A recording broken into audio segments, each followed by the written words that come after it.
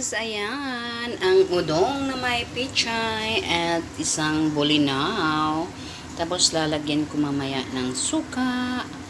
Tapos sausaw lang sa suka na may chili. At iyan guys, ang udong na may sinabaw.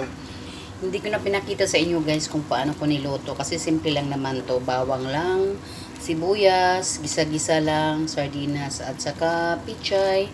Tapos halo-halo na lang siya guys. Ayan.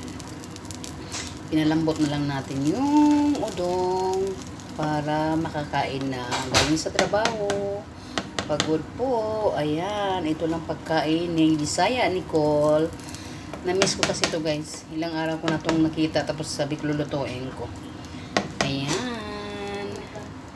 Ang udong na may sardinas. Mabilis lang yan lutuin guys. Ginisa-gisa-gisa ko lang yan. At saka yan. Sausaw ko na lang yan siya sa suka.